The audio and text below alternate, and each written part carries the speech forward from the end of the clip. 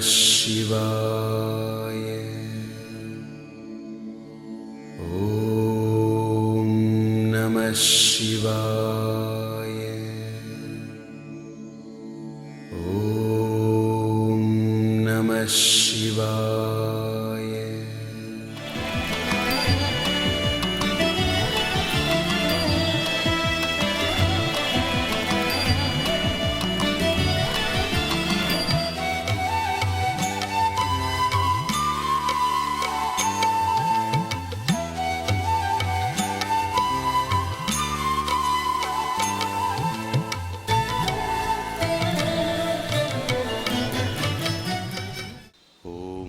योऽन्तः प्रविश्य मम वाचमिमां प्रसुप्तां सञ्जीवयति अखिलशक्तिधरस्वधाम्ना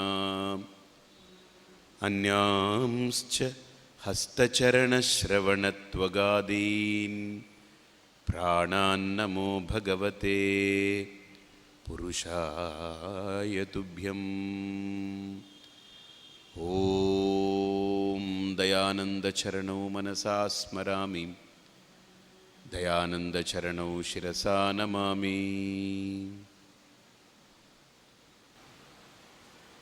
ఇక్కడ నిర్వాణ షట్కంలో మొదటి శ్లోకం ఏంటంటే, ఒక సాధనకు ఏ ఏ అంశాలని ఒక సాధకుడు పరిగణించి వాటిని గుర్తించాలో ఆ అంశాలన్నీ చెప్పారు. అంటే ఇది ఎలా ఫాలో అయ్యారంటే, శంకరులు తైత్రీయోపనిషత్తులో భృగువు వారుణి వీళ్ళిద్దరి మధ్య సంవాదం ఉంటుంది. ఎలా ఉంటుంది? భృగుర్వై వారుణి వరుణం పితరముపససార అధీహి భగవో బ్రహ్మేతి. అంటే ఈ భృగు అనేటువంటి వాడు మన వారుణి దగ్గరికి వెళ్ళి, తన తండ్రి దగ్గరికి వెళ్ళి, అధీహి భగవో బ్రహ్మేతి, నాకు బ్రహ్మతత్వాన్ని చెప్పు అన్నాడు. అప్పుడు అతను ఏం చేశాడు? వారుని అన్నం ప్రాణం చక్షుశ్రోత్రం మనోవాచమితి తగుంహోవాచ తపసా బ్రహ్మ విజిజ్ఞాసస్వ. అంటే హీ గేవ్ ఐటమ్స్. అన్నం మీద తపస్సు చేయి, ప్రాణం మీద తపస్సు చేయి, చక్షువుల మీద తపస్సు చేయి, అంటే ఇంద్రియాల మీద తపస్సు చేయి, మనస్సు మీద తపస్సు చేయి, బుద్ధి మీద తపస్సు చేయి అని దేని మీద భృగు తపస్సు చేయాలో ఆ తపస్సు చేయవలసిన అంశాలన్నీ చెప్పేశారు ఆయన. ఇప్పుడు వాటి గురించి విన్నటువంటి వాడు తపస్సు చేశాడు, తపస్సు చేసి వచ్చాడు. అన్నం బ్రహ్మే దివ్యజాదాత్ అన్నాడు. పో పో పో తపసా బ్రహ్మ విజిజ్ఞాసస్వ అన్నాడు. మళ్ళీ వెళ్ళాడు, తపస్సు చేశాడు. ప్రాణో బ్రహ్మే దివ్యజానాత్. నా వెళ్ళు, మళ్ళీ వెళ్ళు అన్నాడు. మళ్ళీ వెళ్ళొచ్చిన తర్వాత మనో బ్రహ్మే దివ్యజానాత్ అన్నాడు. కాదన్నాడు. విజ్ఞానం బ్రహ్మే దివ్యజానాత్. కాదు అన్నాడు. మళ్ళీ తపస్సు చేశాడు. తపస్సు చేసి ఆనందో బ్రహ్మే దివ్యజానాత్ ఆనందాధ్యేవ ఖల్విమాని భూతాని జాయంతే. కాబట్టి ఆనందమే బ్రహ్మ అన్నాడు. అది కూడా ఎలాగన్నాడు అనంటే, ఆనందం ప్రయంతి అభిశంవిశంతీతి. ఇక ఆనందములోకే సమస్తము లీనమైపోతుంది. అంటే నిర్వాంతి నిర్గచ్చంతి సర్వం అస్మిన్నితి నిర్వాణం. అదే మోక్షం. ఏదైతే స్వరూపాన్ని గుర్తిస్తున్నారో స్వరూప అవస్థానమేవ మోక్ష. శంకరులు అంటారు, మోక్షానికి డెఫినేషన్ ఇస్తూ మోక్షానికి అద్భుతమైన డెఫినేషన్ చెప్తారు. స్వస్వరూప అవస్థానమేవ మోక్ష.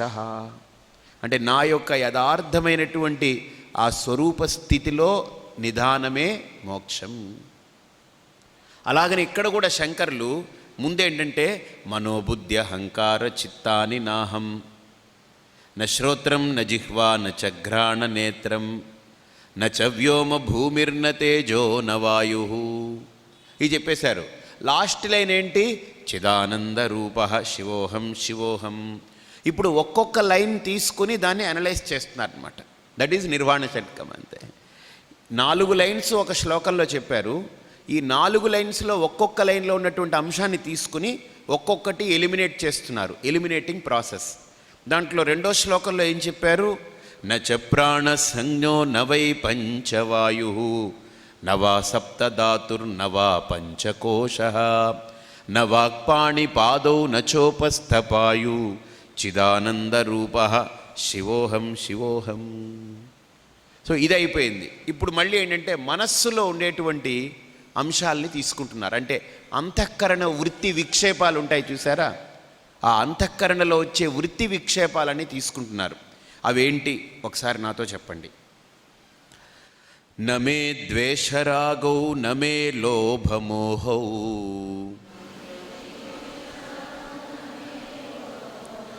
మదో నైవ మే నైవ మాత్సర్య భావః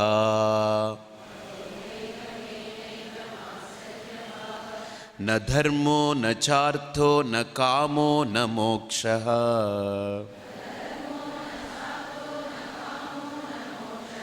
చిదానందరూప శివోహం శివోహం.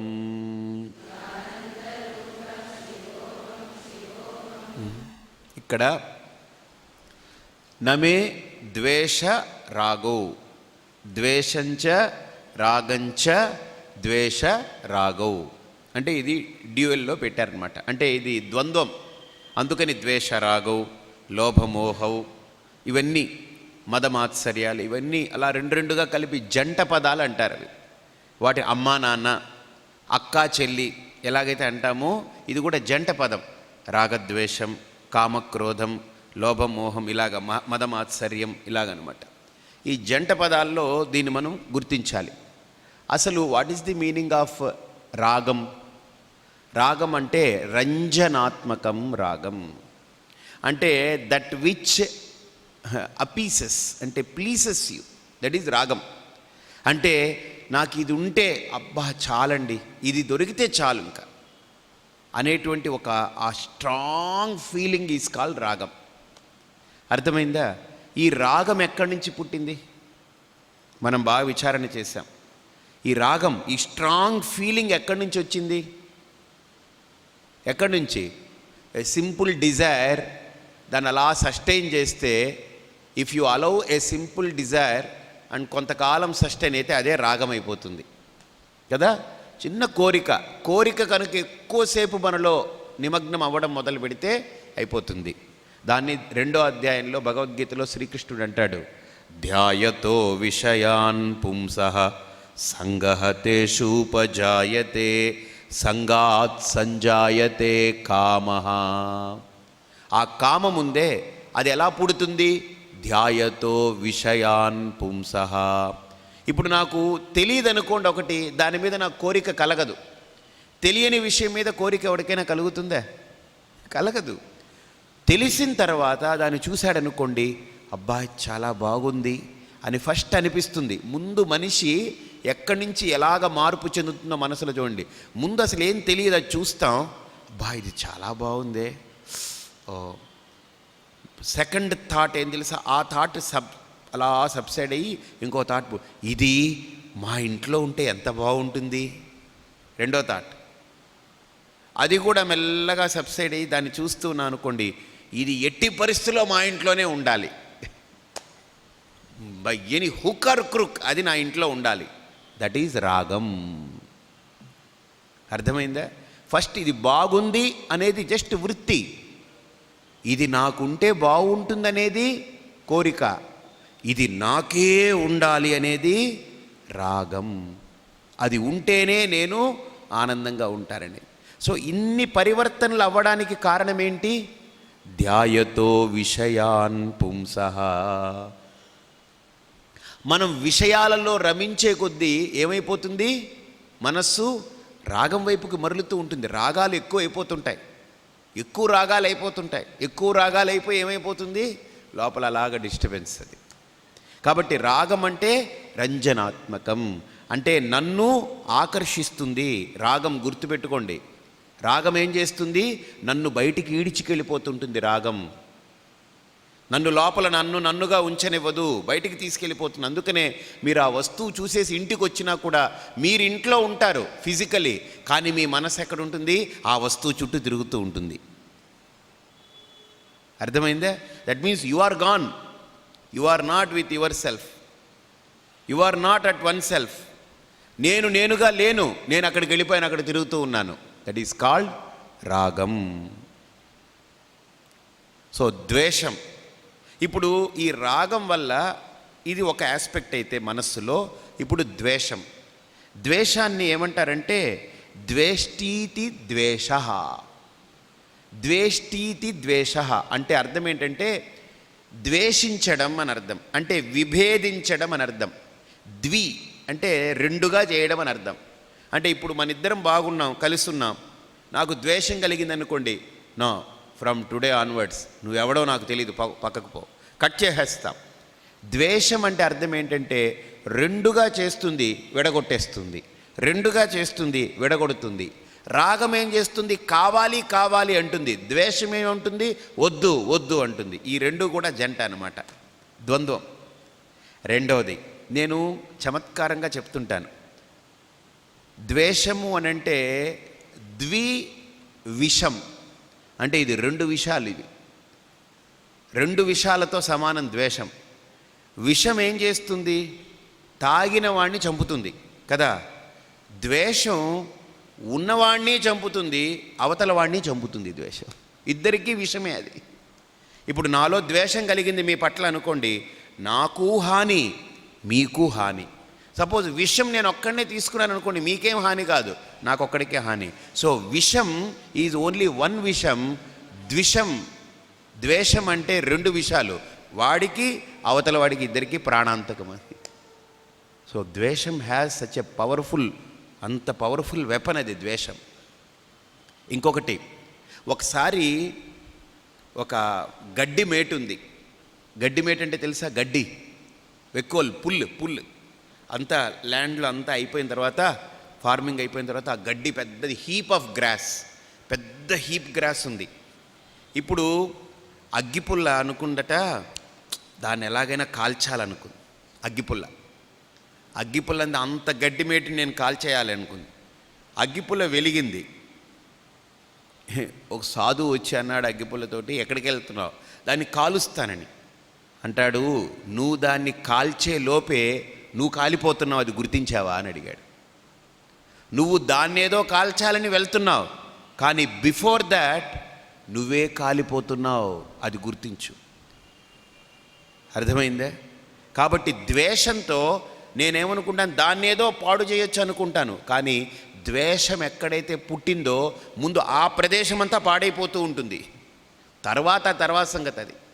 It is better than, it is more powerful than any acids. ద్వేషం అనే acid is very very very dangerous powerful acid. అది ఎక్కడైతే పుట్టిందో అక్కడదంతా హరించేస్తుంది, కాల్చేస్తుంది, ఆ మనిషిని నాశనం చేస్తుంది ముందు. తర్వాత సంగతి అవతల వాడిని నాశనం చేయడము, అవతల దాన్ని నాశనం చేయడం తర్వాత, దాని రిపర్కేషన్స్. కాబట్టి ఇక్కడ ద్వేషము అనేది ఎందుకు వస్తుంది? వెన్ రాగ is not fulfilled, it is converted into ద్వేష. బాగా చూడండి, రాగం ఇది నాకు కావాలి అనుకున్నది కనుక అది జరగకపోతే ద్వేషమైపోతుంది. ఒకవేళ నాకు కావాలి అనుకున్నది అయిపోయింది అనుకోండి, వచ్చింది అనుకోండి, ఇప్పుడు ఏమవుతుందండి? ఇప్పుడు బాగుంటుంది కదా. నో, లోభం. ఇప్పుడు మనకు కావాల్సింది తెచ్చుకున్నాం అనుకోండి, ఇంకా దాని మీద ఇంకా అసలు ఎంత లోభం వచ్చేస్తుందంటే, ఇది ఎవడు ముట్టుకోకూడదు, ఇది ఎవడు చూడకూడదు, ఇది అలాగా, ఇది ఇలాగా, అలాగని దాని పట్ల మన యొక్క వ్యామోహం పెట్టి మనం చాలా లుబ్ధులుగా ప్రవర్తిస్తాం మనం. అంటే రాగము ఫలిస్తే లోభం పట్టుకుంటుంది, రాగము ఫలించకపోతే రాగము ద్వేషం పట్టుకుంటుంది. So either way you are disturbed, either way you are caught. అసలు ఈ డిస్టర్బెన్స్కి అన్నిటికీ కారణం ఏంటి? రాగం. రాగానికి కారణం ఏంటి? కోరిక. కోరికకు కారణం ఏంటి? జస్ట్ సంకల్పం. ధ్యాయతో విషయాన్ పుంసః సంగః తేషు ఉపజాయతే. జస్ట్ సంకల్పం. ఈ సంకల్పం కూడా, వృత్తి కూడా ఎందుకు వచ్చింది? లోపల వెలితి అంటే కురై. ఈ కుర ఎందుకు వచ్చింది? అజ్ఞానం. కాబట్టి అజ్ఞానమే తొలగితే వాడికి ఏది చూసినా ఏదున్నా లోపల ఏమి ఇది ప్రెషర్ ఉండదు. Is relaxed. వచ్చిందా ఓకే, రాలేదా ఓకే. అది ఏం స్థితి అండి అది? ఇంకా ప్రెషర్ ఉండదు. ఎప్పుడైతే ఆ ప్రెషర్ లేదో, ఆ వెలితి లేదో, ఇప్పుడు సపోజ్ మీరు రోడ్లో నడిచి వెళుతున్నారండి, మీరు వెళుతూ ఉంటే మట్టి కావాలని అనుకుంటారా? ఎవడో ఇనప ముక్కలు కట్ చేసి పడేస్తున్నా అది కావాలని అనుకుంటారా? లేకపోతే రాళ్ళు ఉంటాయి కావాలని అనుకుంటారా? అనుకోరు. ఎందుకని? You have no value. మనకు వాల్యూ దేని మీద పెడుతున్నామో అది మనల్ని ఇబ్బంది పెడుతూ ఉంటుంది. So you impose value on particular thing, that will start hitching you. అది నిన్ను దొరద పెడుతూ ఉంటుంది. ఇప్పుడు వాల్యూ లేనిది నన్నేం పట్టించుకోదు. రోడ్లో రాళ్ళు ఉంటాయి, నేను పట్టించుకోను. చిన్న చిన్న ఇనుప ముక్కలు ఉంటాయి, నేను పట్టించుకోను. మట్టి ఉంటుంది, నేను పట్టించుకోను. ఎందుకని? నేను అది పెద్దగా నాకు విలువ లేదు. గుర్తుపెట్టుకోండి, మనకు మట్టి మీద, రాయి మీద, ఇనుప ముక్క మీద విలువ లేదు. కానీ అదే ఏదైనా బంగారు ఉంగరం పడింది అనుకోండి, చూస్తాం వాల్యూ. అలాగనే ఇక్కడ ఒక సాధకుడికి నిస్పృహస్య తృణం జగత్, నిస్పృహస్య తృణం జగత్.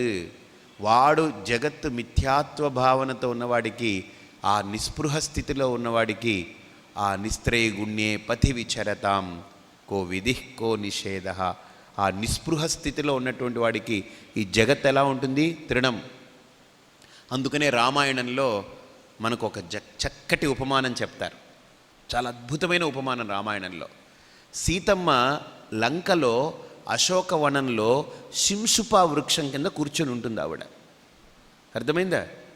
ఆవిడ చూడండి, అశోకవనం అంటే శోకం న విద్యతే యస్మిన్. ఎక్కడైతే శోకము లేదో, శోకం ఎక్కడ ఉండదు చెప్పండి? ఎక్కడైతే మోక్షం ఉంటుందో అదే అశోక. సో ఆవిడ మోక్షాన్ని పొంది ఉంది. ఆవిడకేంటి? ఆ అశోకవనంలో శింశుపా వృక్షం కింద కూర్చుని ఉంది ఆవిడ ఉంది అక్కడ.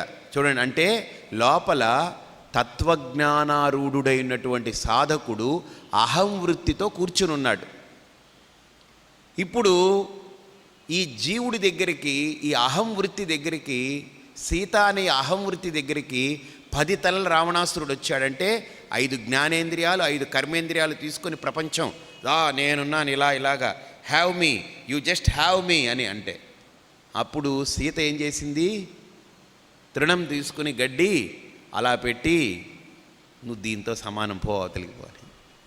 అలాగనే ఇక్కడ ఒక సాధకుడై ఉన్నటువంటి వాడు, అహం వృత్తితో వ్యక్తమవుతున్న వాడు బ్రహ్మానంద స్థితిని పొందుతున్నటువంటి వాడికి ఈ జగత్ ఏదైనా వాడిని నేను ఇలాగాని ఎప్పుడైనా జగత్తు తల ఎత్తిందని అంటే గడ్డి పరక అలా పెట్టి, you are equivalent to this, get lost. అర్థమైందా? ఏదైనా ఒక అంశం నన్ను బాధ పెట్టింది అనుకోండి, అది నన్ను డిస్టర్బ్ చేస్తుంటే నేను చూసి నవ్వి ఒక గడ్డి పరక అక్కడ పెట్టి, your feelings are same, equivalent, get lost. ఏదైనా నన్ను డ్రాగ్ చేయాలనుకున్నప్పుడు గడ్డి పరక అక్కడ పెట్టి, ఇదిగో ఇది అది ఒకటే, దట్స్ ఇట్. ఆ సీతమ్మ ఏం చేసింది? రావణాసురుడికి ఒక గడ్డి పరక పెట్టింది. తృణం స్థాప్య, తృణం పెట్టి, hey you are equivalent to this because I have a Rama. అలాగనే లోపల సాధకుడు ఏమంటాడు? నేను ఆత్మారాముణ్ణి, ఆత్మారామో విజయతే, ఆత్మారాముడిగా ప్రకాశిస్తున్నాను. నాకు ఈ లోకంలో ఏ వస్తువైనా తృణప్రాయం. అర్థమైందా? సో అక్కడ మనకు కూడా ఒక సాధకుడికి ఆ భావన చాలా అద్భుతమైనటువంటి ఆవిష్కరణ అవుతుంది. అందుకని ఇక్కడ ఏంటంటే రాగము అనేది అజ్ఞానం నుండి పుట్టింది. సో అజ్ఞానమే మనం కనుక తొలగించినప్పుడు రాగద్వేషాలకి వేటికి కూడా ఇబ్బంది లేదు. అందుకనే భగవద్గీతలో కృష్ణుడు అంటాడు, ఇంద్రియస్యేంద్రియస్యార్థే రాగద్వేషౌ వ్యవస్థితౌ తయోః వశం న ఆగచ్చేత్ తౌహ్యస్య పరిపంథినౌ. దీనికి ఒక ఎక్సలెంట్ ఎగ్జాంపుల్ మీకు చెప్తాను. రాగము ద్వేషము అవి ఉంటాయి, అవి పోవు, అవి ఎక్కడికి పారిపోవు, రాగద్వేషాలు వెళ్ళిపోవు. ఎంత జ్ఞానిలో అయినా రాగద్వేషం ఉంటుంది, కానీ వాడిని they don't try to sting him. అర్థమైందా? వాడిని ఏమీ చేయలేదు, అది అవి ఉంటాయి, ఏం చేయలేదు. ఎలాగనేది మీకు ఒక ఎగ్జాంపుల్ చెప్తాను. నేను ట్రైన్లో వెళుతూ ఉంటే ఒకడు సడన్గా వచ్చాడు, ఓ బుట్ట తీసుకొచ్చాడు. ఆ బుట్ట తీసుకొచ్చి అక్కడ పెట్టాడు మా అందరు ఎదురుగుండా. వాడు ఏం చేశాడు, సంచిలో నుంచి ఇది తీశాడు, అని ఊదుతున్నాడు. వాడు ఊదుతుంటే పాము ఇలాగా ఉండింది. వాడు ఇలా అన్నాడు, అది ఇలా పైకి లేచింది. మేమందరం ఉలికిపడ్డాం. ఉలికిపడి ఇదేంటి పాము పట్టుకొచ్చాడు మధ్యలోకి, ఇదేమిటని. ఆ పాముతోటి ఇలా కరిపించుకుంటున్నాడు. మీరు పట్టుకోండి అంటున్నాడు. మా అందరిలో మెల్లమెల్లగా భయం పోయింది. నేను అడిగాను, ఏమయ్యా నువ్వు కరిపించుకున్నావు కదా, అది పొడిచింది కదా నిన్ను, చచ్చిపోవా అని. ఏం చావను, నన్నేం చంపదు. మరి దాని కూరలు ఉన్నాయి, పొడిచాయి, ఏం కాదు. చూడండి, పాముకి కూరల్ని పీకలేదు వాడు. కూరలు పీకితే ఎవడు డబ్బు వేయడు. ఆ కూరలు అలా అలా అలా అలా అలా అంటూ అది అలా బయటకుంటే అందరికీ కొద్దిగా ఇదిగా అనిపిస్తుంది, వేడుకగా. కూరలు పీకేస్తే పాము ఉండే ఎవరికి విలువ లేదు. ఆ కూరలు ఉండాలి. కానీ వాడు ఏం చేశాడు తెలుసండి, ఆ కూరలు వెనకాల విషముని ఉంచుకునే బుడగ ఉంటుంది, నాలిక వెనకాల, దాన్ని కట్ చేసి తీసాడు. అలాగనే నాకు రాగము ద్వేషము 2 కూరలు ఉంటాయి, కానీ లోపల అది స్టింగ్ చేయడానికి ఏమీ లేకుండా అక్కడ ఆ అహం అనేటువంటి అహంకారము, అహంభావం ఇవన్నీ పోయాయి, మాడిపోయాయి. ఎలాగా? భిద్యతే హృదయ గ్రంథి ఛిద్యంతే సర్వ సంశయా క్షీయంతే చాస్య కర్మాణి తస్మిన్ దృష్టే పరావరే బ్రహ్మణి దృష్టే సతి. ఆ అవరాన్ని దాటి ఉన్నటువంటి ఆ పరమాత్మతత్వాన్ని పొందినటువంటి సాధకుడికి ఇవేమీ చేయదు. ఇంకా ఆ 2 కూరలు ఉన్నాయే, అవి చాలా బ్యూటీగా ఉంటాయి. పాముకి కూరలు తీసేస్తే ఇంక పాము అసహ్యంగా ఉంటుంది కదా. ఆ కూరలు బయటికి వస్తూ ఉంటేనే పాము అందం. చూడండి, ఏ పాముకి ప్రాణం పోతుందో అదే పాములో చిన్న మార్పు చేసుకుంటే వాడికి అన్నం పెట్టి వాడికి ప్రాణాన్ని నిలిపే పాము అయిపోయింది అది. సో ఏ రాగద్వేషాలు ఉంటే నన్ను ఈడిచికెళ్ళి ఎక్కడో తగలెడుతుందో, ఈ రాగద్వేషాల వల్ల సమస్య కాదు, రాగద్వేషాల వెనక ఒక ప్రాబ్లం ఉంది. ఆ ప్రాబ్లం ఏంటది? అజ్ఞానం. దట్ ఈజ్ విషం. అజ్ఞానం కంటే గొప్ప విషయం ఏదీ లేదు కదా. విషము ఒక్కసారి చంపుతుంది, మళ్ళీ పుడతాం. కానీ అజ్ఞానం జన్మజన్మలకి చంపుతూ ఉంటుంది, పుట్టిస్తూ ఉంటుంది, చంపుతూ ఉంటుంది, పుట్టిస్తూ ఉంటుంది. So every day it will kill you. విషం it will kill only once. But అజ్ఞానం అనే విషం జన్మ పుట్టిస్తుంది, చంపుతుంది, పుట్టిస్తుంది, చంపుతుంది. ఇదే దాని పని. అర్థమైందా?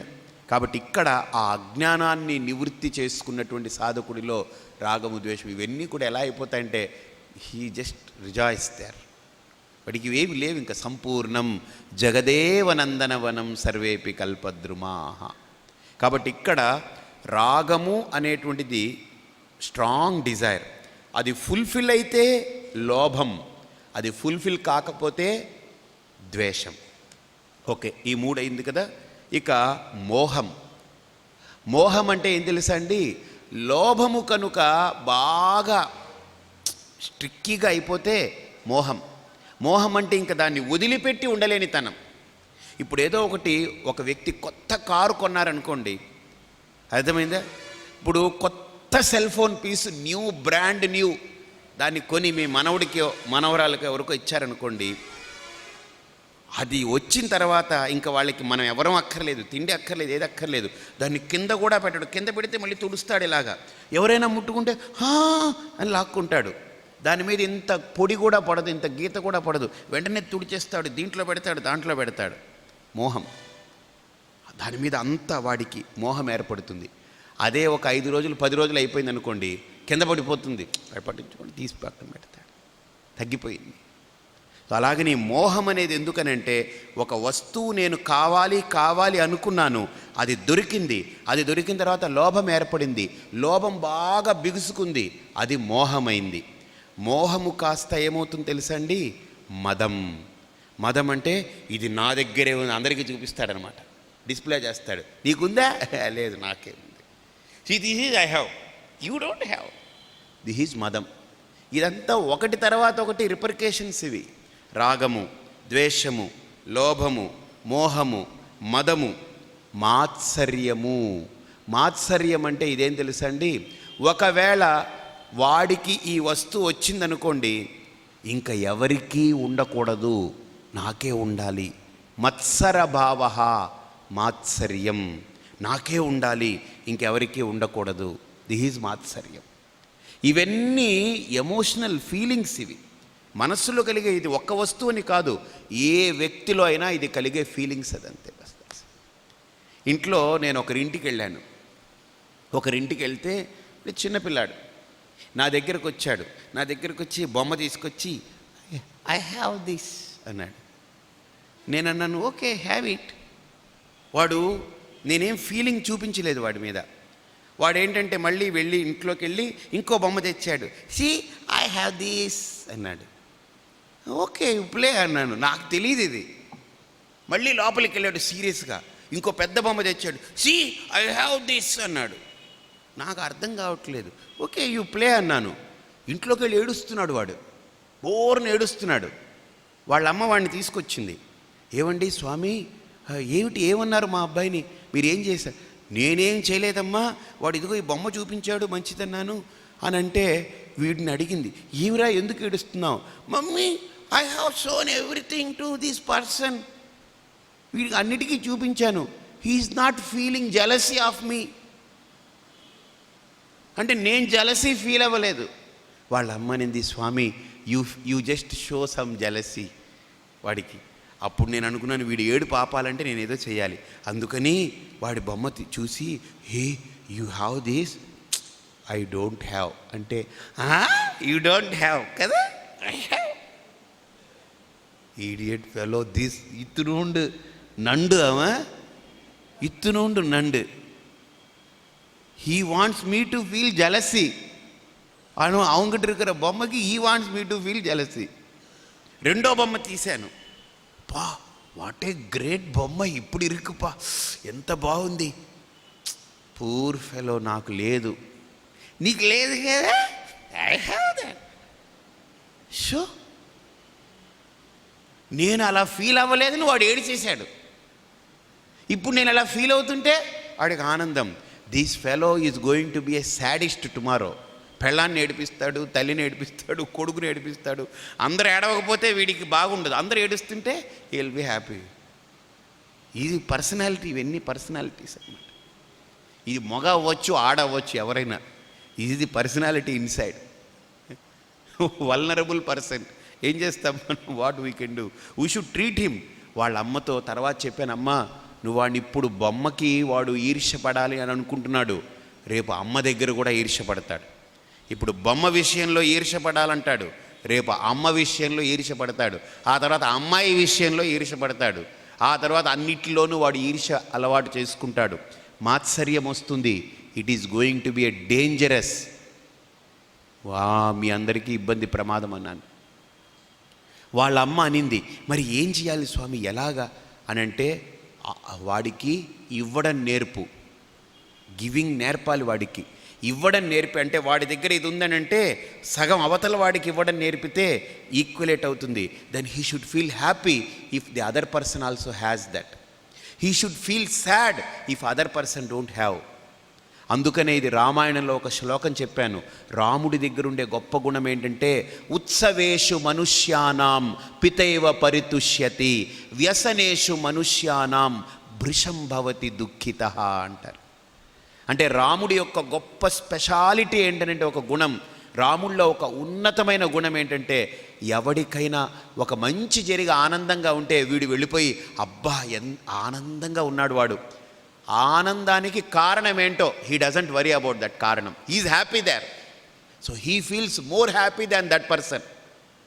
ఇప్పుడు నేను ఏదో కారణంతో ఆనందంగా ఉన్నాను అనుకోండి, if Rama happens to see me, Rama will be more happiest person than me. నాకంటే రాముడు ఆనందపడిపోతాడు నా ఆనందం చూసి. అదే నేను దుఃఖంలో ఉన్నాను అనుకోండి, బాగా చూడండి, if I am in distress, ఒక సారో ఒక దాంట్లో పడున్నాను అనుకోండి, రాముడు నాకంటే ఎక్కువ బాధపడతాడు.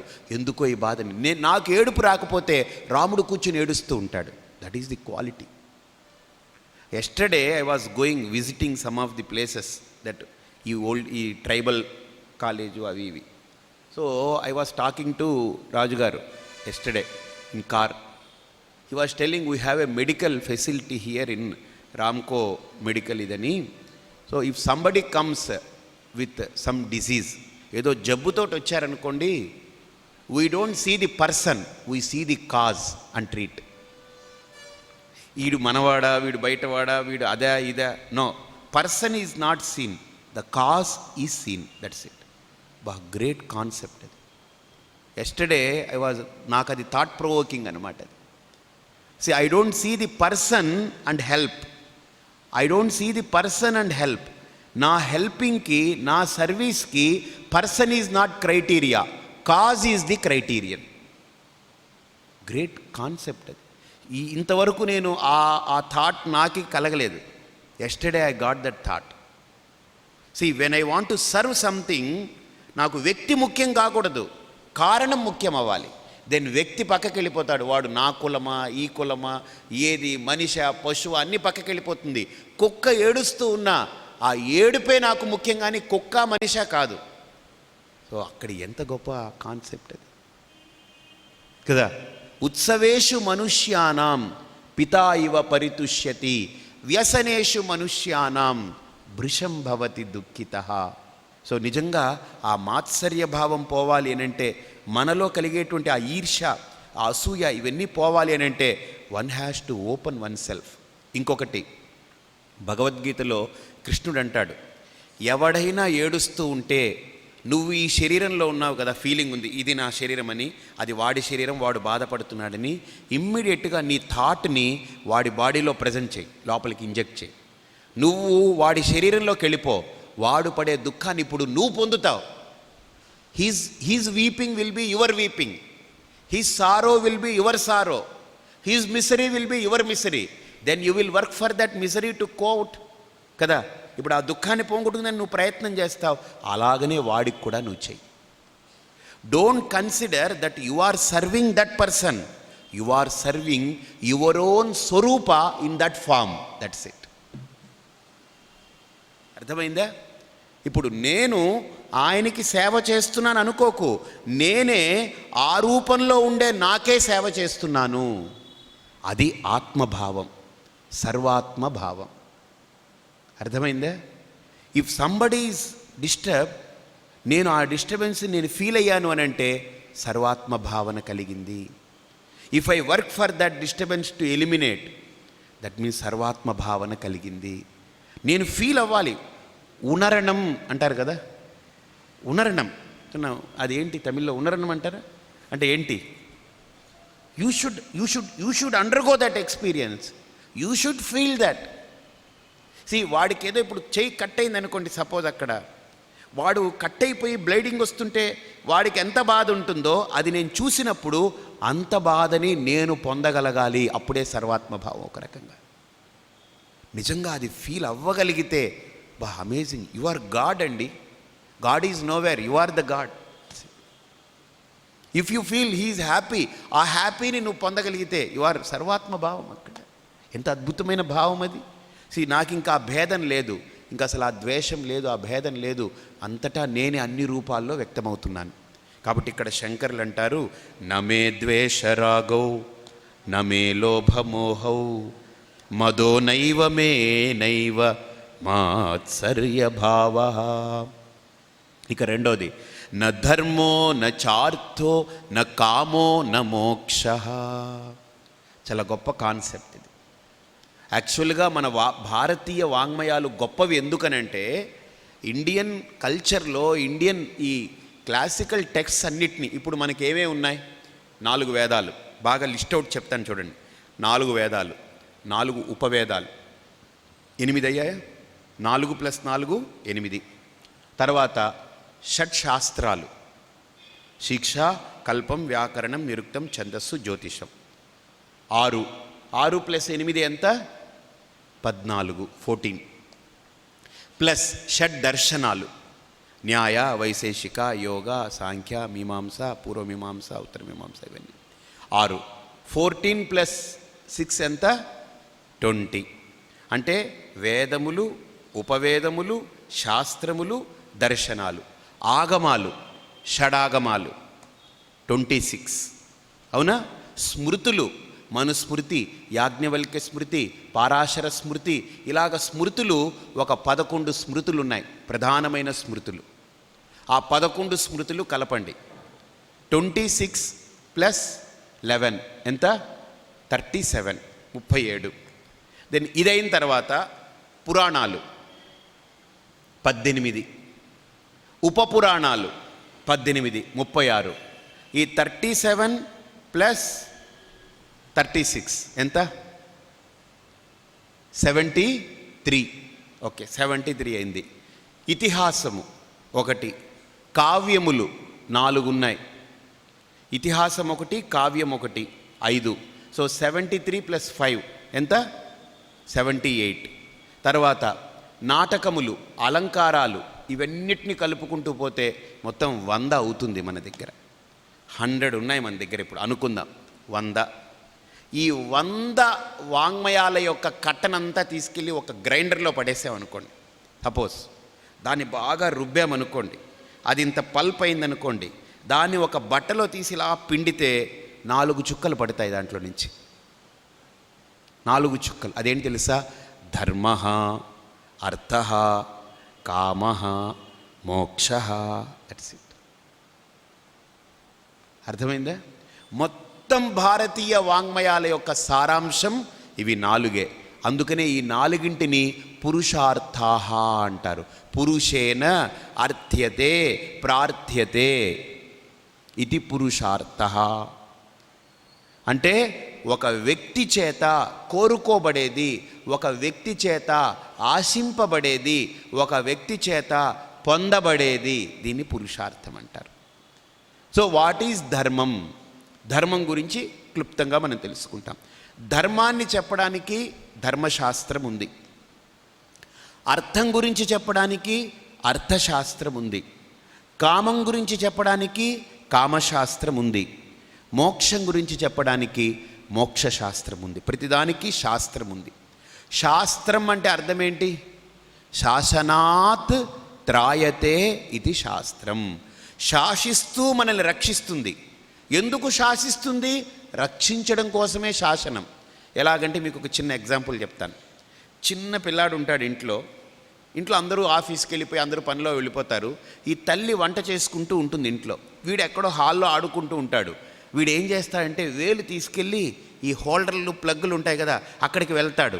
ఈ తల్లి అక్కడి నుంచి ఏయ్ అంటుంది, శాసిస్తుంది.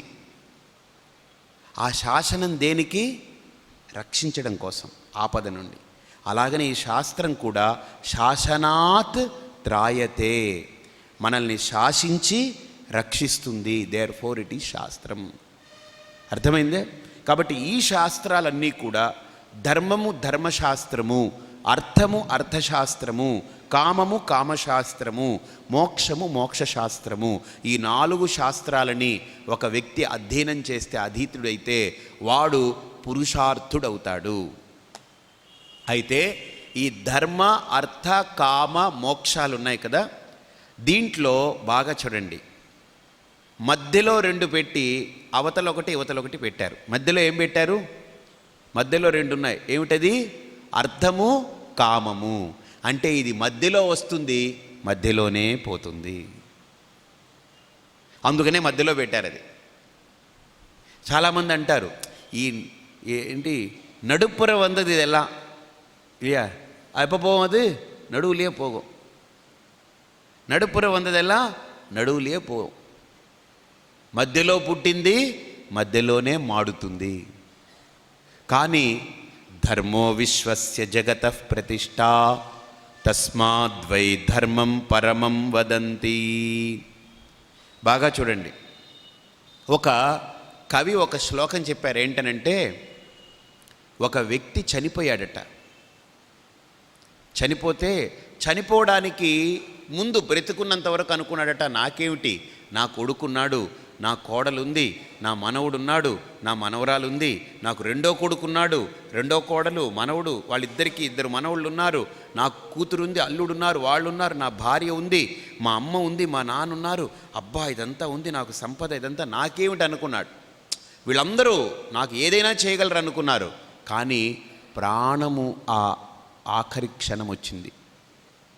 అందుకనే భజగోవిందంలో అంటారు శంకర్లు, యావత్ పవనో నివసతి దేహే తావత్ పృచ్ఛతి కుశలం గేహే గతవతి వాయౌ దేహాపాయే భార్యా బిభ్యతి తస్మిన్ కాయే.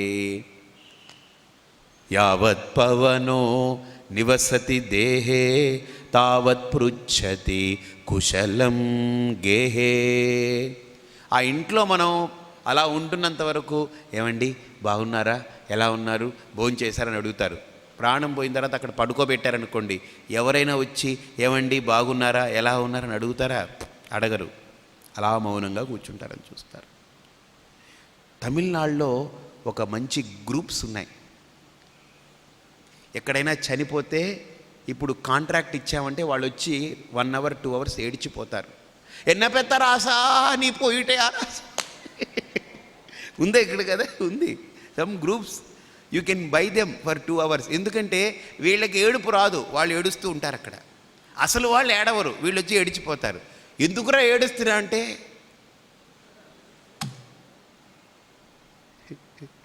అలా వీళ్ళు మామూలుగా ఉంటారు, వాళ్ళు అక్కడి నుంచి గుండెలు బాదుకుంటూ they are well trained people అనమాట.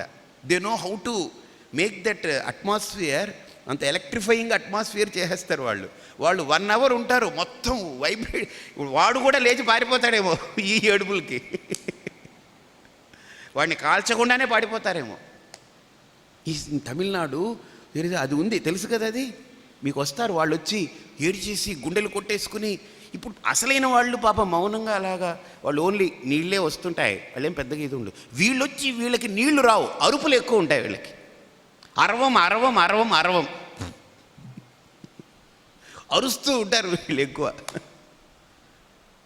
కాబట్టి ఇక్కడ బాగా కాన్సెప్ట్ ఆలోచించండి. ఆయన అనుకున్నాడు వీళ్ళందరూ ఉన్నారనుకున్నాడు, ప్రాణాపాయ స్థితి వచ్చింది. ప్రాణ అపాయం అంటే, అపాయం అంటే అర్థం ఏంటి? వెళ్ళిపోతుంది. ఇక వెళ్ళిపోయే స్థితి వచ్చినప్పుడు అతను రియలైజ్ అయ్యాడు, వీళ్ళెవ్వరూ నన్ను ఇంకా కాపాడలేరు, నథింగ్, ఏది నన్ను కాపాడలేదు, ఇంకా అయిపోతుంది, ప్రాణం పోతుంది. He felt it. అయిపోయాడు. ఇంకా అందరూ వచ్చారు, అలా పడుకోబెట్టారు. ఆ జీవుడు ఆలోచిస్తున్నాడు, ఇప్పుడు వీళ్ళు ఏం చేస్తారో చూద్దాం, మనల్ని ఏం చేస్తారు వీళ్ళు.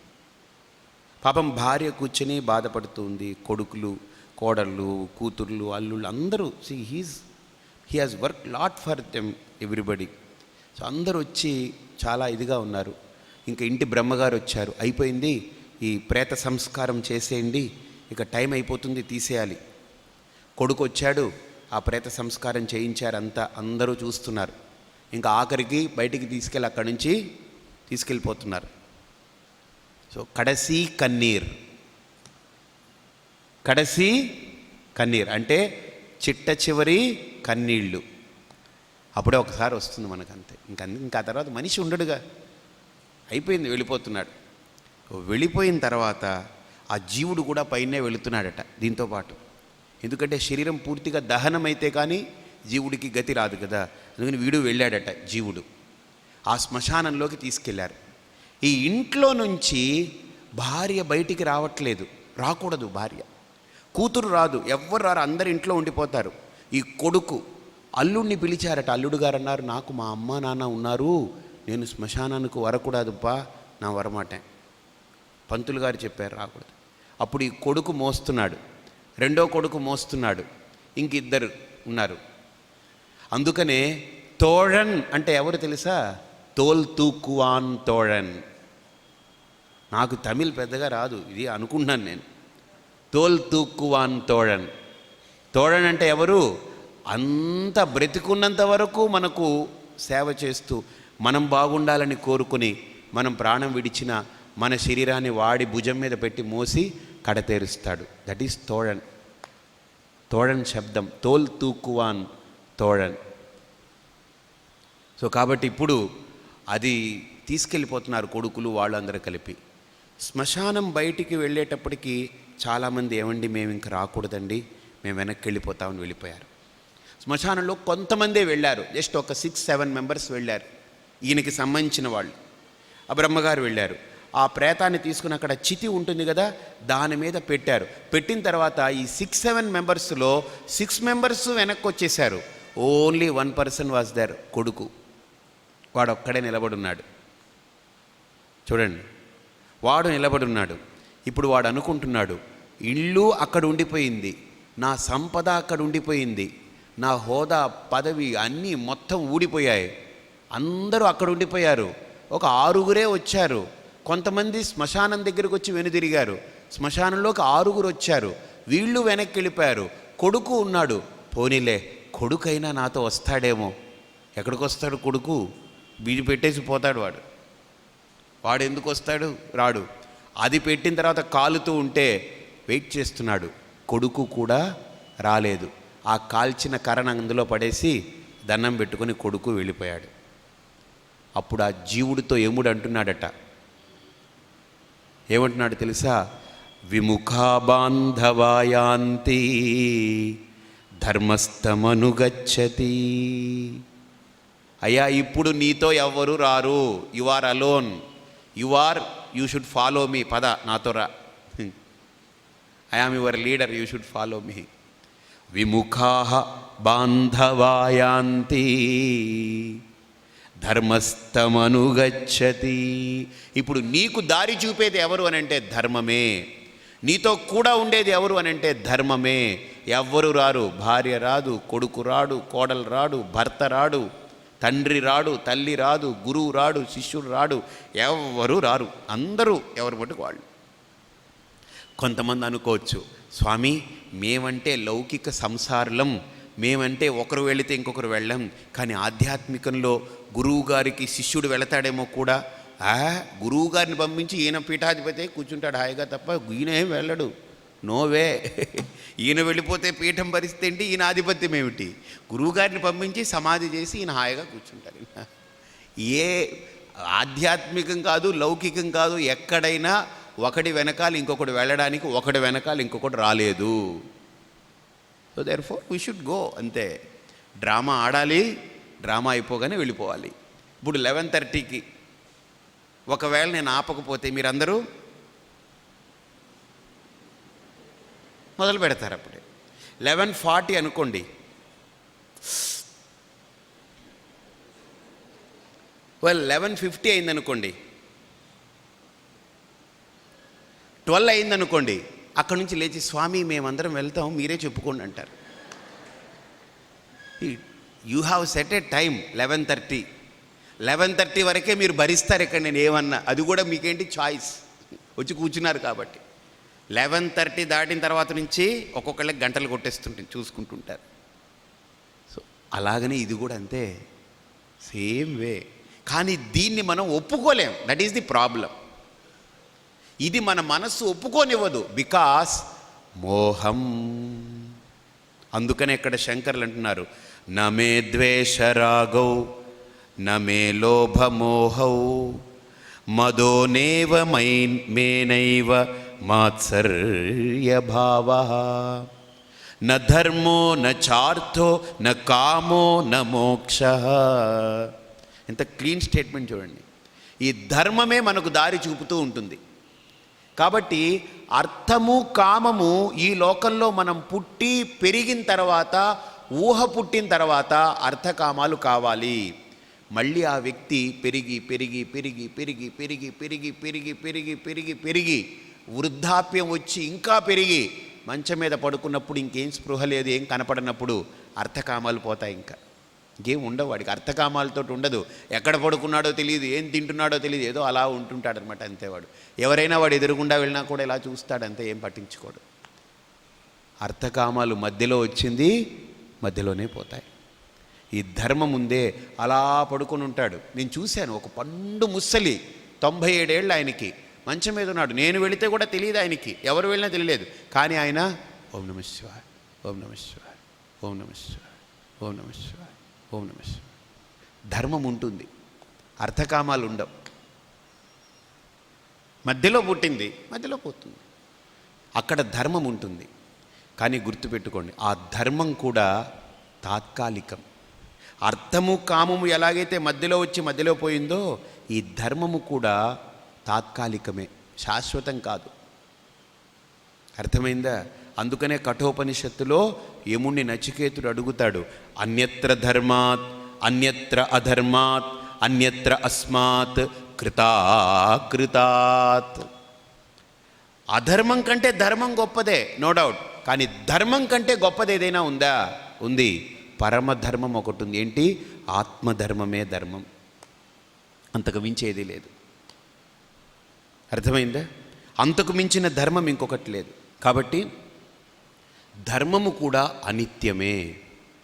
అది కూడా లోకాన్ని ఇస్తుంది, మంచి ఉపాధిని ఇస్తుంది, దాని ఫలం అయిపోతుంది. అయితే అర్థము కామము అనిత్యము మధ్యలోనే పోతాయి. ధర్మము ఇంకో ఉపాధి వచ్చేదాకా ఉంటుంది, అది పోతుంది, దాని పర్పస్ సర్వ్ అవుతుంది. కానీ మోక్షం స్వామీజీ, ఎస్, మోక్షమే నా స్వరూపమైనప్పుడు ఇక మోక్షము కూడా నాకు ప్రసంగం లేదు. కాబట్టి స్వరూపమే మోక్షం కదా, కాబట్టి నాకు మోక్ష ప్రసంగమే లేదు. ఇంకా నేను కాకపోతే నాకు అది కావాలని తాపత్రయపడాలి. నేనే ఉన్న దాని మీద నాకు ప్రసంగం ఏముంది? ఇంకా లేదు. ఇప్పుడు నాకెవరో వచ్చి, స్వామీజీ మీరు Paripoornananda Swami. Yes, I'm Paripoornananda. Swamiji don't you know you are Paripoornananda? Okay, I'm Paripoornananda స్వామి.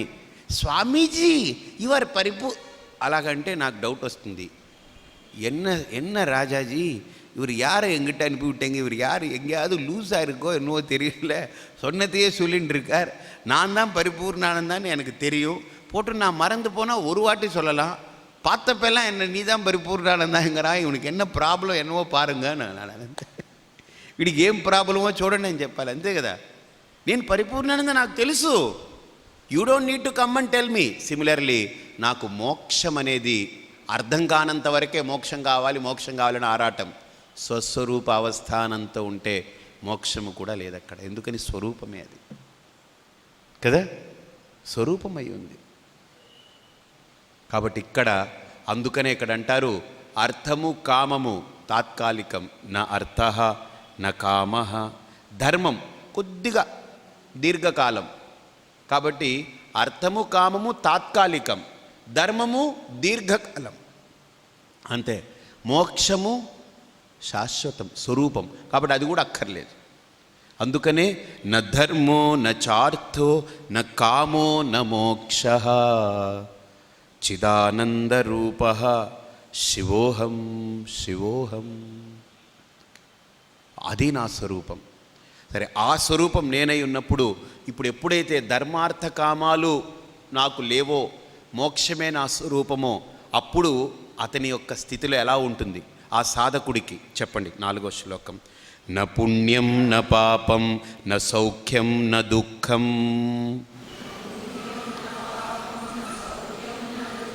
న మంత్రో న తీర్థం న వేదా న యజ్ఞా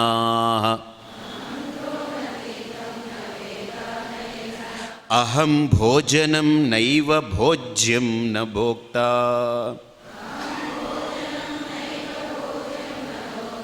చిదానందరూప శివోహం శివోహం.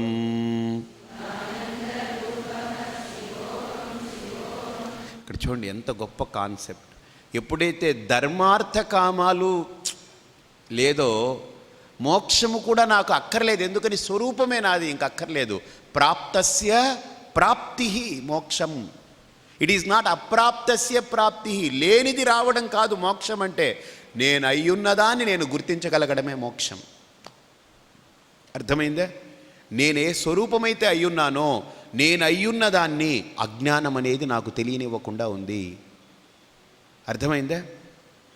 స్వామీజీ వాట్ ఈజ్ ది ప్రాప్తస్య ప్రాప్తి? నేను అయ్యున్నది నాకు కలగడం ఏంటి, దొరకడం ఏంటి? How can you explain?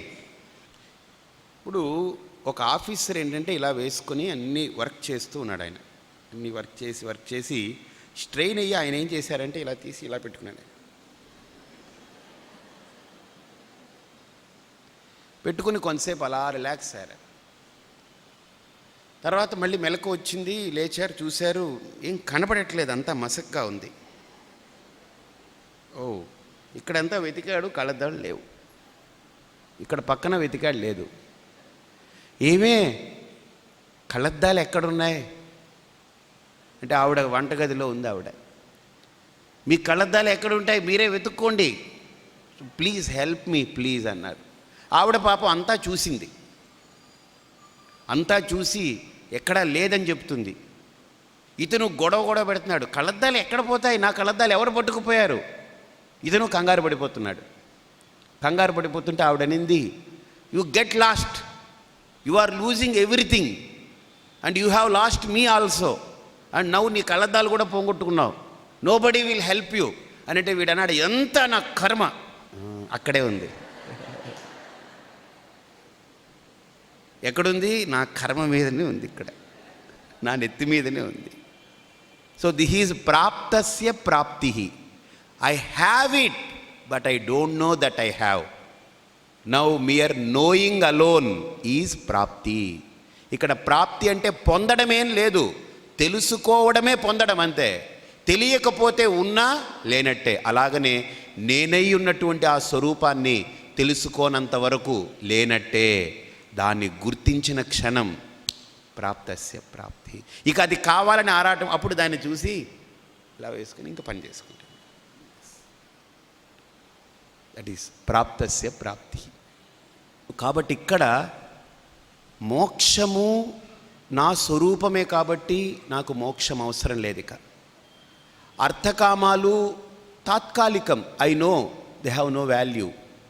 ధర్మము కొంత వాల్యూ, ఎంతవరకు? దీర్ఘకాలానికి వాల్యూ, బట్ శాశ్వత ప్రాతిపదిక లేదు ధర్మానికి. ఎందుకు? ఒక గొప్ప శ్లోకం ఉంది కఠోపనిషత్తులో, ప్లవాహ్యేతే అదృఢా యజ్ఞ రూపాః. ఒకడేంటంటే నదిలో ఎక్కాడట, పడవ ఎక్కాడట. ఆ పడవ ఎలాంటిదనంటే స్క్రూలన్నీ లూజ్ అయిపోయి ఉన్నాయి, చెక్కలన్నీ చివికిపోయి ఉన్నాయి. వాడు దాంట్లో ఎక్కి ప్రయాణం చేస్తున్నాడు. ఎప్పటికైనా ఈ పడవ ముక్కలైపోతుంది, వీడు కొట్టుకుపోతాడు అందులో. అంటే యజ్ఞమే మోక్షమిస్తుంది, కర్మ మోక్షమిస్తుంది, పుణ్యం మోక్షమిస్తుంది, ధర్మం మోక్షమిస్తుంది అనుకున్నవాడు ప్లవాహ్యేతే అదృఢా యజ్ఞ రూపాః అలాగనే అనుకుంటుందన్నమాట. కాబట్టి మోక్షము కర్మ వల్ల రాదు. దేనివల్ల వస్తుంది? న కర్మణ న ప్రజయా ధనేన త్యాగేన ఏకే అమృతత్వమానశుః పరేణ నాకం నిహితం గుహాయాం విభ్రాజతే తద్యతయో విశంతి వేదాంత విజ్ఞాన సునిశ్చితార్థాః సన్యాసయోగాత్ యతయ శుద్ధ సత్వాః. సన్యాసయోగాత్ అంటే చెప్పాను, ఇది కాదు. ఏమిటి? సన్యాసయోగాత్, ఇంటర్నల్ సన్యాసం. సన్యాసం ఎక్కడ? లోపల క్లారిటీ రావాలి. సన్యాసయోగాత్ యతయ శుద్ధ సత్వాః తే బ్రహ్మలోకే తు పరాంతకాలే పరామృతాత్ పరిముచ్యంతి సర్వే దహ్రం విపాపం పరమేష్మభూతం యత్పుండరీకం పురమధ్యసగ్గస్తం తత్రాపి దహ్రం గగనం విశోకః తస్మిన్ యదంతస్తదుపాసితవ్యం. ఇప్పుడు రాబోయే మంత్రం చూడండి. యో వేదాదౌ స్వరః ప్రోక్తః వేదాంతే చ ప్రతిష్ఠితః.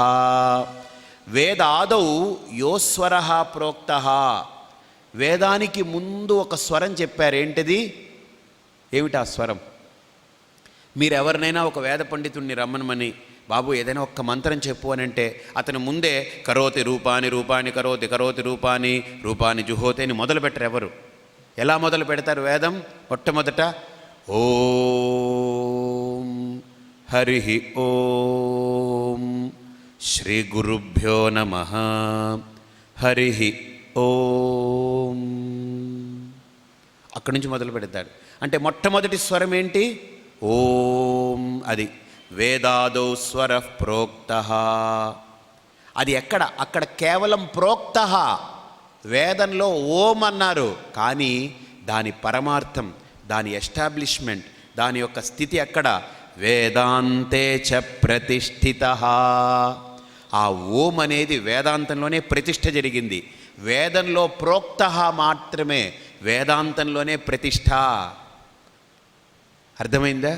అంటే వేదాంతంలో ఎలా ప్రతిష్ఠ అయింది? ఓం అనే పరమాత్మ అహమస్మి, అహమస్మి బ్రహ్మాహమస్మి, సోహమస్మి బ్రహ్మాహమస్మి. అది వేదాంతం. సో అక్కడ ఎప్పుడైతే ఆ స్వరం చెప్పబడిందో అది నేనైనప్పుడు, ఇక ఆ శుద్ధ చైతన్యం నేనైనప్పుడు నాకు ఈ ధర్మం మీద కూడా లేదు. అందుకని ఎప్పుడైతే నాకు ధర్మము క్షణికమనిపిస్తుందో, అర్థకామాలు అల్పమనిపిస్తాయో, అటువంటి స్థితిలో న పుణ్యం న పాపం న సౌఖ్యం న దుఃఖం. సౌఖ్యం ఈజ్ ది రిజల్ట్ ఆఫ్ పుణ్యం, దుఃఖం ఈజ్ ది రిజల్ట్ ఆఫ్ పాపం. గుర్తుపెట్టుకోండి. దట్స్ వై ఇవన్నీ పుణ్యం, సౌఖ్యం, పాపం, దుఃఖం. కాబట్టి ఇప్పుడు నాకు పుణ్యము లేదు, పాపము లేదన్నప్పుడు సుఖము లేదు, దుఃఖము లేదు. అందుకని ఉపనిషత్ అంటుంది తైత్తిరీయం, కిమహం సాధునా కరవం కిమహం పాపమకరవమితి సయ ఏవం విద్వానేతే ఆత్మానగ్గు స్పృణుతే ఉబేహ్యే వైషయేతే ఆత్మానగ్గు స్పృణుతే య ఏవం వేద ఇత్యుపనిషత్. ఉపనిషత్ అంటుంది నేను పుణ్యం చేయలేదే అనే తాపత్రయం లేదట, అయ్యో నేను పాపం చేశానే అనే బెంగ లేదట. ఎందుకని? పాప పుణ్యాలకి అతీతుడు. అన్నమయ్య కీర్తనలో ఒక కీర్తన ఉంది, అంతర్యామి అలసితి సొలసితి ఇంతట నీ శరణు జొచ్చితి. ఆ కీర్తన వినండి మీరు. అంతర్యామి, అంతర్యామి అంటే ఏంటి? అంతర్యామి శబ్దం అంతః తిష్టన్ యమయతి గమయతి ఇది అంతర్యామి. లోపల ఉండి అన్నిటిని నడిపించేటువంటి వాడు. ఇంద్రియాలు నడుస్తున్నాయి, ప్రాణం నడుస్తుంది, అన్నీ. మళ్ళీ బయట కూడా వాడే ఉన్నాడు, అన్నిటినీ నడుపుతున్నాడు. బయట నడిచేవి వాడి వల్లే, లోపల నడిచేది వాడి వల్లే. బయట లోపల రెండు లేదండి, అది మనం పెట్టుకున్నాం బయట లోపల అని. బయటికి లోపలికి హద్దేవిటి? What is the difference that makes difference outside and inside? Only your skin, అంతే. Skin is the border. Skin లోపలుంటే స్కిన్ యువతల పక్కంతా లోపల, స్కిన్ బయటంతా బయట కదా. ఇప్పుడు మీరు ఒక రూమ్ కట్టారనుకోండి, ఇంట్లో ఖాళీ స్పేస్, దాంట్లో ఇలా ఒక గోడ కట్టారు, ఇలా ఒక గోడ కట్టారు, ఇలా ఒక గోడ కట్టారు, ఇలా ఒక గోడ కట్టారు, తలుపు పెట్టారు, గుమ్మం. ఇప్పుడు ఏమన్నారు? రూమ్ బయట, రూమ్ లోపల అంటున్నారు.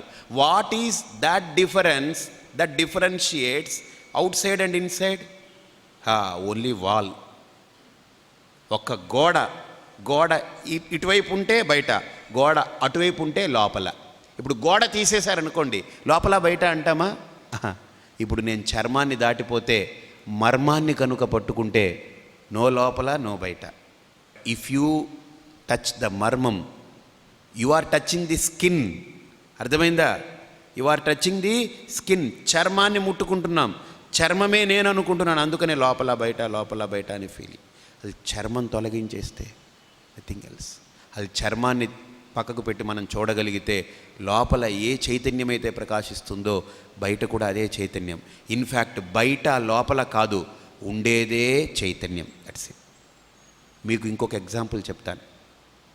నీళ్లు ఉన్నాయి కదా, నీళ్లు ఉంది, దాని మీద ఒక బుడగ వచ్చింది. ఇప్పుడు ఏమంటున్నాం? సి దట్టు ఆ పాండులో వాటర్ ఉంది, బబుల్లో వాటర్ ఉంది అని అంటున్నాం. బబుల్లో వాటర్, పాండులో వాటర్ కాదు, ఉండేదే వాటర్. That's it. బబుల్గా కనిపిస్తుంది. ఆ బబుల్ ఏంటి? ఇట్స్ ఎ కల్పన, పగిలిపోతుంది. పగిలిపోతే ఉండేదేంటి? వాటర్. బబుల్గా ఉన్నప్పుడు ఉండేదేంటి? వాటర్. సిమిలర్లీ ఇప్పుడు ఎవడైనా పోయాడనుకోండి, పోయాడనుకోకండి, he is there, nobody will go. ఎక్కడికి ఎవరు పోరు. నామరూపం కనపడకపోవచ్చు, దట్స్ ఇట్. ఏమిటి? నామరూపం కనపడదు, బట్ హీఈస్ దేర్. అర్థమైందా? ఇప్పుడు ఒక విత్తనం ఉందా, మంచి విత్తనం, దాన్ని భూమిలో వేశారనుకోండి, చెట్టు అయిందనుకోండి. ఇప్పుడు విత్తనం చూపించండి నాకు. చెట్టు వేసాం, చెట్టు వచ్చింది. ఇప్పుడు మీరేమన్నారు?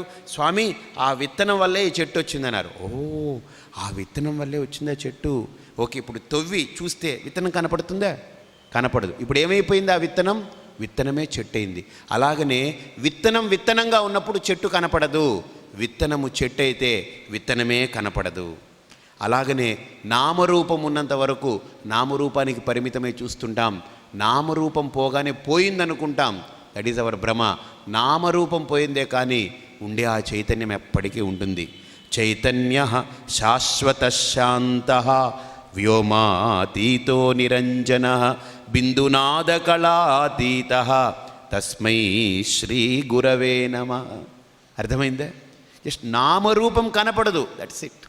కానీ వాస్తవ చైతన్యం మాత్రం ఉందది.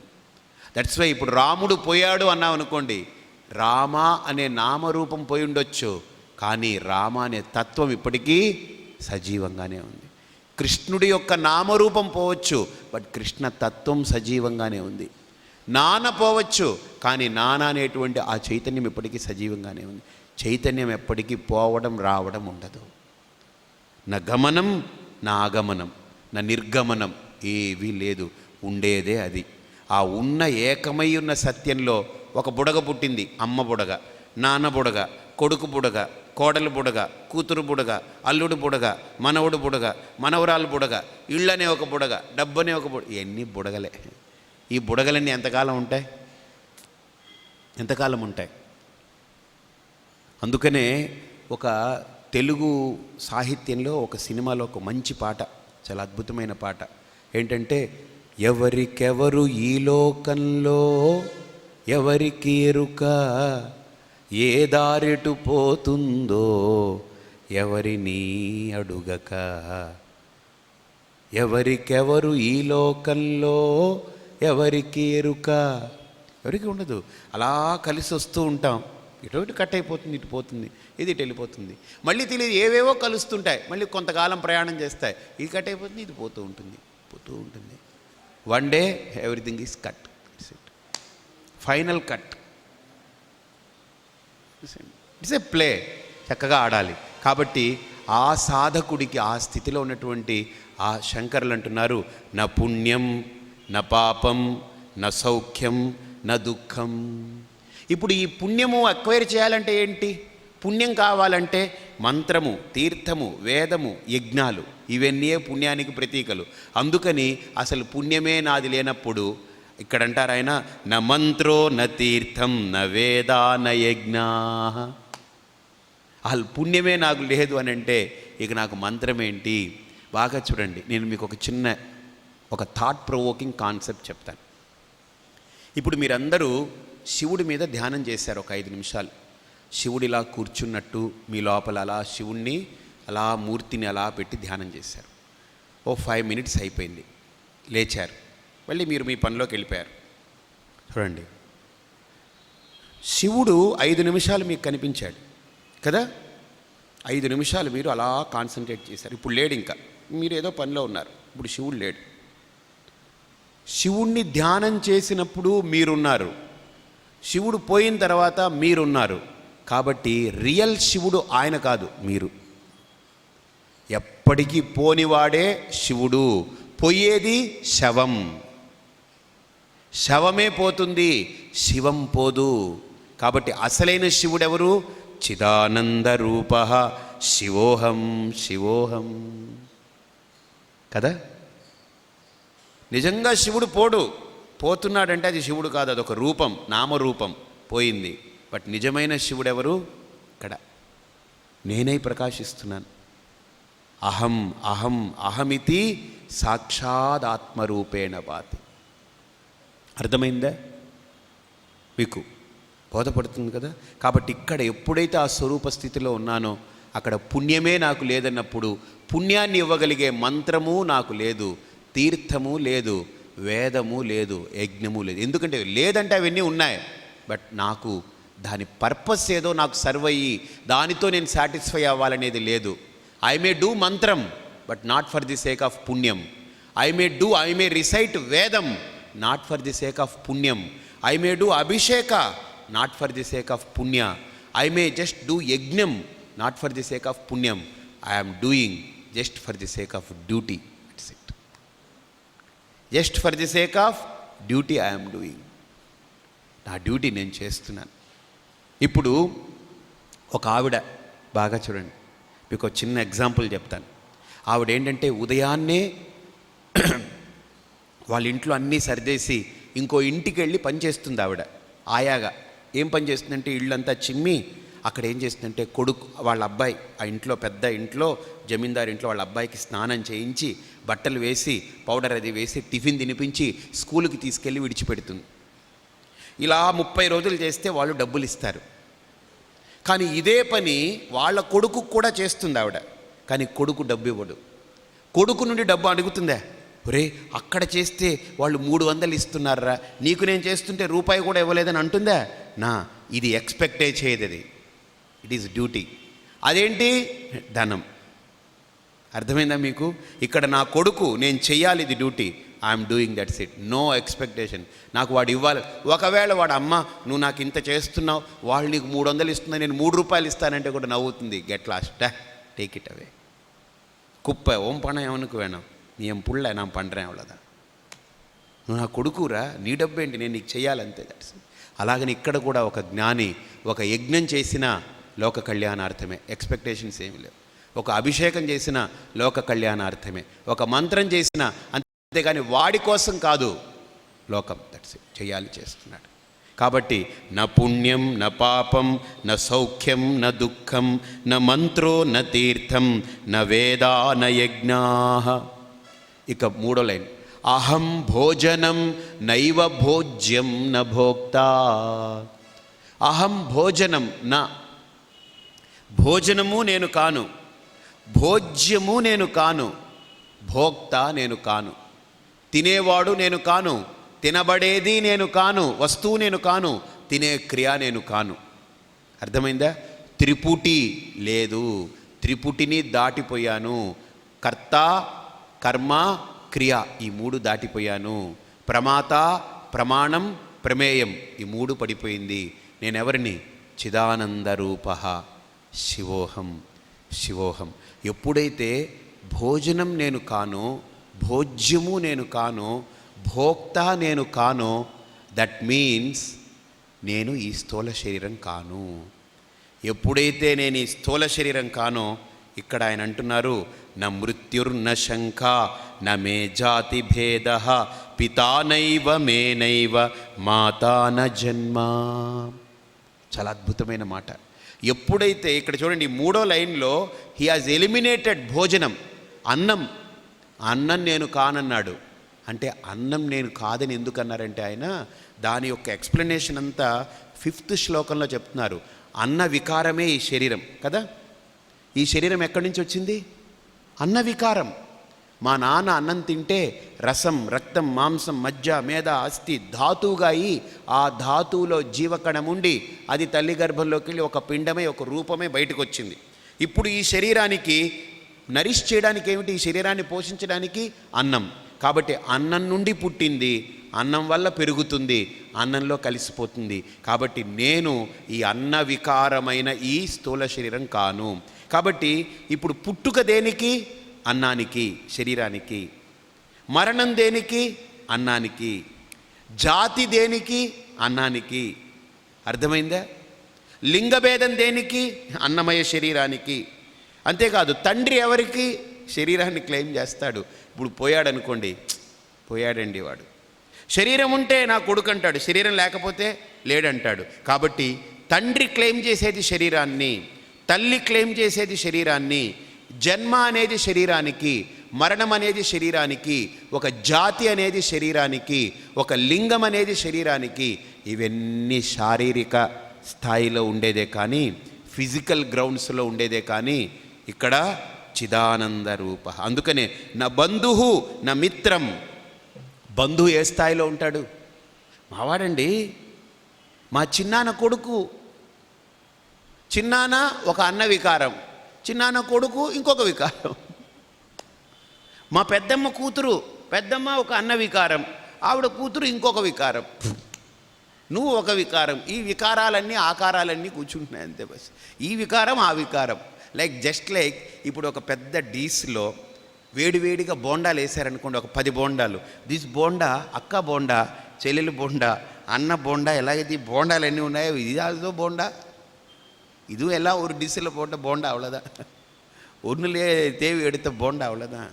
போண்டாக்கள் రకరకమైన బోండా. పనియారం అంటారు తెలుసా? ఏమిటి పనియారం అంటే అదొక ఫుడ్, అది మంచి ఇది. పండారం అంటారు, ఏంటది? పెద్ద తేడా ఏం లేదు, పనియారం పండారం. పండారం అంటే మనం ఏదో తప్పుగా అనుకుంటాం కదా. పండం అంటే ఏంటి? నగై. నగై ఈజ్ కాల్డ్ పండం. పండం ఎక్కడైతే పెడతామో దాన్ని పండారం అంటారు. తిట్టు ఏమీ లేదండి ఇందులో. పండారం అంటే పండం అంటే నగై. పండంగల్ అంటారు కదా, అదిగదా పండిగై అని అక్కడి నుంచి వచ్చింది. పండిగై, పండం, పండారం. అరం అంటే ఏంటి? ప్లేస్. వేర్ యూ కీప్ పండం, దట్ ప్లేస్ ఈజ్ కాల్డ్ పండారం. సో కానీ మనం పండారం అని అంటే యో పండారం షో అంటాం. పండారం ఈజ్ బంగారం. పనియారం అంటే తినేది. I don't no much Tamil, but okay, you accept it whether it is right are wrong. కాబట్టి ఇక్కడ నా బంధువు, బంధువు ఎవడండి? శరీర స్థాయిలోనే బంధువు కదా. కాబట్టి ఒకసారి ఈ శ్లోకం చెప్పండి. న మృత్యుర్న శంక న మే జాతి భేద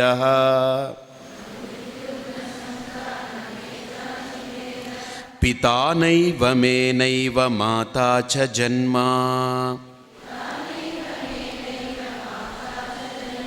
న బంధుర్న మిత్రం గురుర్నైవ శిష్యః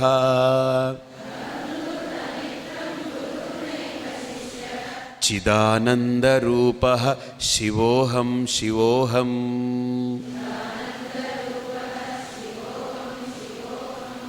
మృత్యు దేనికి? శరీరానికి. జన్మ దేనికి? శరీరానికి. అర్థమైందా? అలాగనే తండ్రి ఎవరికి? శరీరానికి. తల్లి ఎవరు? శరీరానికి. అర్థమైందా మీకు? అలాగనే జాతి శరీరానికి, లింగం శరీరానికి, బంధువు శరీరానికి, మిత్రుడు శరీరానికి. శరీరం ఉంటే, సశరీరంగా ఉంటే ఇవన్నీ రిలేషన్స్ ఉంటాయి మనకు. శరీరం పడిపోగానే బంధువులు వచ్చి చూసిపోతారు, మిత్రుడు వచ్చి చూసిపోతారు, నాన్నగారు చూసి పక్కకు పోతారు, తల్లి పోతుంది, జాతి వదిలేసి అన్నీ పోతాయి. ఈ శరీరం ఉన్నంతవరకే ఇవన్నీ. So these are all things are united only physical body level. అంతే, భౌతిక శరీరానికే ఇవన్నీ యునైట్ అయి ఉన్నాయి. That's it. కాబట్టి ఏమంటే అయితే ఇవన్నీ ఉన్నాయి. గురు శిష్యులండి, ఓకే, గురు శిష్యులు కూడా అంతే. గురువు శిష్యుల యొక్క స్థితి కూడా అంతే. ఎలాగా? యునో పోల్ వాల్ట్ అని ఒకటి ఉంది, తెలుసా మీకు? There is a pole vault అంటారు. అంటే ఒక పెద్ద రోప్ కట్టి ఉంటుంది పైకి. వీడు వెదురు కర్ర, అదే వెదురు ఏమంటారు? ఇది పుల్లాంగుళలు అంటారు కదా, అది దేంతో చేస్తారు? బ్యాంబూ. Bamboo, okay.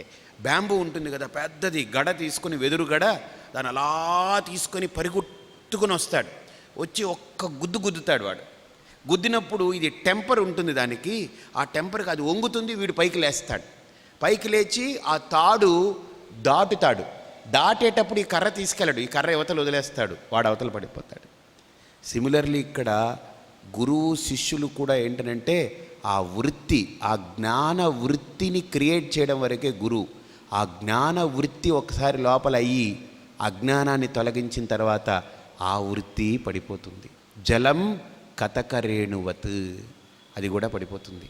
పడిపోతే ఎప్పుడైతే ఆ వృత్తి పడిపోయిందో వాడు చిదానంద స్వరూపమే ప్రకాశిస్తున్నప్పుడు ఇక అక్కడ గురుత్వము లేదు, శిష్యత్వము లేదు, జాతి లేదు, ఏది లేదు. అన్నీ శుద్ధమై అఖండ చైతన్యంతో ఉన్నాడు వాడు. అది స్థితి. అక్కడ ఇంక ఈ ఫిజికల్ ఈ ఫీలింగ్స్ అవన్నీ it's all they are gone. అర్థమైందా? మా గురువు గారండి, మా గురువు గారండి. It is not physical guru, it is also a మాంసం, ఇవన్నీ ఉంటాయి. That is not guru. The real guru ఎవరు? గుకారస్త్వంధకారో వై రుకారః తన్నివర్తకః అంధకార నిరోధిత్వాత్ స గురు ఇత్యభిధీయతే. బయట కాదు గురు, ఎక్కడ? లోపల. లోపల ఎక్కడైతే అజ్ఞానము తొలగిందో, ఏ జ్ఞాన వృత్తి వల్ల అజ్ఞానము తొలగిందో, అజ్ఞానము తొలగిన తర్వాత ఈ జ్ఞాన వృత్తి పడిపోతుంది. నేనే ప్రకాశిస్తూ ఉన్నాను. చిదానంద రూప శివోహం శివోహం. అర్థమైందా? ఆ స్వరూపం అది. ఇప్పుడు మనం ఒకరింటికి వెళ్ళాలి, దారిలో అంతా కరెంట్ లేదు, చీకటిగా ఉంది. వాళ్ళ ఇంట్లో కరెంట్ ఉంది, అంతా బాగుంది, కానీ వాళ్ళ ఇంటికి వెళ్ళడానికి దారిలో చీకటిగా ఉంది. ఇప్పుడు ఏం చేస్తారు మీరు? టార్చ్ లైట్ తీసుకుని దారిలో వేసుకుంటూ వెళతారు. ఇప్పుడు ఆ ఇంటికి వెళ్ళారు, లైటింగ్ ఉంది, అంతా బాగుంది. ఇప్పుడు ఆ టార్చ్ లైట్ వేసుకుని ఇంట్లో తిరుగుతారా? ఆ టార్చ్ లైట్ అక్కడ పడేసి మీరు ఇంట్లో కూర్చుంటారు. విల్ డ్రాప్ ఆఫ్ దిస్ కదా. ఆ టార్చ్ లైట్ కూడా వేసుకొని, Swami please Swami, this torch light only brought me in the darkness, పావం, I don't want to leave. అరే ఫ్లడ్ లైట్స్, ఎన్ని లైట్స్, ఎందుకు వై దట్? ఈ లైట్ పనికిరాదు, ఇంకా కనపడదు. ఒకవేళ ఇంత లైటింగ్లో టార్చ్ లైట్ వేస్తే కనపడుతుందా? అందుకనే న తత్ర సూర్యో భాతి న చంద్ర తారకం నేమా విద్యుతో భాంతి కుతోయమగ్ని తమేవ భాంతం అనుభాతి సర్వం తస్య భాసా సర్వమిదం విభాతి. ఈ చిన్న దీపం పెట్టుకుని నేను ఏంటి రోజు దేవుడికి చూపిస్తున్నాను. ఒక గుడికి వెళ్ళాను నేను, అక్కడ అర్చకుడు ఉంటారు కదా, స్వామిಗಳೇ నమస్కారం మణింగో, స్వామికి జ్యోతి కాట్రే అని అన్నాడు. నాకు వండర్ అన్నమాట. నేను నమస్కారం చేశాను. నా స్వామికి జ్యోతి కాట్రేన్, దీపం కాట్రేన్, నమస్కారం మణింగో అన్నారు. నాకంతా దేవుడికే దీపం చూపిస్తున్నాడు వీడు, ఎంత గొప్పవాడు అనుకున్నాను. అంతా అయిపోయిన తర్వాత అన్నీ చూశాను. నేను ఐ వాజ్ వండర్డ్ అనమాట. అన్నీ దింపిన తర్వాత ఆయన కూర్చున్నారు, మాట్లాడుతున్నారు. నేనన్నాను, ఏమయ్యా నువ్వు దేవుడికే దీపం చూపించావు అని అంటే, ఏంటండి ప్రాబ్లం ఇది? దేవుడికి దీపం చూపించలేదు. I cannot show light to God. మీరు చూడడానికి దీపం చూపించాను అంతే. మీకు కనపడడానికి దీపం, నాట్ ఫర్ దైవం. దీపం ఈజ్ నాట్ ఫర్ దైవం, it is for you sir. Similarly ఆత్మకు జ్ఞానం అక్కర్లేదు, నాకు కావాలి, అహం వృత్తికి కావాలి. ఆత్మ ఎప్పుడు సచ్చిదానంద స్వరూపమై ఉంది, నిత్య జ్ఞానం. ఆ దైవానికి జ్ఞానం అక్కర్లేదు, కావాలా? లోపల ప్రకాశించి ఆ దైవానికి జ్ఞానం కావాలా? అఖండమై ప్రకాశిస్తూ ఉంది. దానికి ఈ శాస్త్రము, ఈ జ్ఞానము, ఇవన్నీ ఏం అక్కర్లేదు. ఈ జ్ఞానం ఎవరికి కావాలి? నేను నేను నేను నేను నేను అంటున్నాడే వాడికి కావాలి.